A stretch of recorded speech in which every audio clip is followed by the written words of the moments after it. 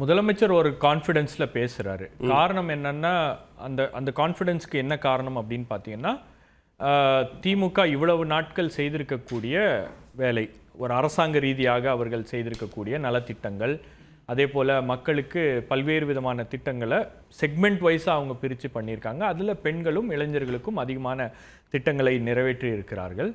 அது மட்டும் இல்லாமல் உங்களுக்கு திமுகவுடைய தேர்தல் மிஷனரி, அதன் மீது அவருக்கு இருக்கக்கூடிய நம்பிக்கை முன்னெப்போதும் இல்லாத அளவுக்கு அந்த கட்டமைப்பை வலுப்படுத்தி இருக்கிறார்கள். இந்த 5 ஆண்டு காலம் திமுக ஒரு விஷயத்தை ரொம்ப தெளிவாக பண்ணியிருக்கு அப்படின்னு பார்த்தீங்கன்னா, அந்த பூத்தில் அந்த கட்சி கட்டமைப்பை ஸ்ட்ரென்தன் பண்ணுறது, அதை அவர்கள் ரொம்ப தெளிவாக பண்ணியிருக்காங்க. அண்ட் ரெண்டாவது, கீழே அந்த ஆக்டிவிட்டி போயிட்டே இருக்குது. அது ஒரு நாளும் தடை இல்லாமல், அது எஸ்ஐஆராக இருக்கட்டும், அவங்க ரொம்ப ஈஸியாக அதை ஹேண்டில் பண்ணக்கூடிய அளவில் அதை உருவாக்கி வைத்திருக்கிறார்கள். மூன்றாவது, கூட்டணி பலம் அப்படின்றது நிச்சயமாக திமுகவுக்கு அது ஒரு சாதகமான ஒரு ஃபேக்டர். ஏன் அப்படின்னா, ஒரு 10 கட்சிகளுடைய அந்த கூட்டணி அப்படின்றது எந்த விதமான ஒரு சலசலப்பும் இல்லாமல் வலுவாக இருந்து கொண்டிருக்கிறது. காங்கிரஸோட அவங்களுக்கு பிரச்சனை இருக்கு. ஓகே, ஆனால் அது கூட்டணியே முறிகிற அளவுக்கு போயிருக்கிறதா அப்படின்னா அந்த எல்லைக்கு அது போகலை அப்படின்றது தான் அதற்கான விஷயம். எல்லைக்கு போகலையா, அது சரி செய்யப்பட்டுருச்சு? இல்ல, அந்த எல்லைக்கு போக விடல. பட் அதை சரி பண்றாங்க. சரி பண்ணுவதற்கான அந்த வேலைகள் அப்படின்றது தொடர்ந்து நடந்து கொண்டே இருக்கிறது.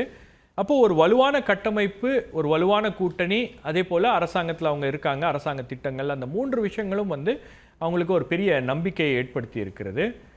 இன்னொன்று, நீங்கள் எதிரணியில் யார் இருக்காங்க அப்படின்றதும் நீங்கள் பார்க்கணும். ஒரு பக்கம் பாஜக அண்ட் ஏடிஎம்கே கூட்டணி, அந்த கூட்டணிக்கு பெரிய அளவுக்கு மக்கள்கிட்ட ஒரு நம்பிக்கை ஏற்படுத்தி இருக்கிறதா அப்படின்னா நம்பிக்கை ஏற்படுத்தலை அப்படின்னு தான் சொல்லுவேன் இது வரைக்கும்.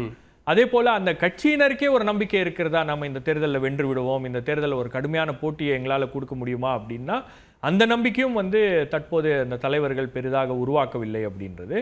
ரெண்டாவது, இது வெறும் பெர்செப்ஷனா மட்டும் பார்க்கணுமா, அதுக்கு பின்னாடி இருக்கக்கூடிய அரித்மெட்டிக் நம்பர்ஸ் அதையும் பார்க்க இல்ல, பெர்செப்ஷன் அரித்மெட்டிக் எல்லாமே சேர்ந்து தான்.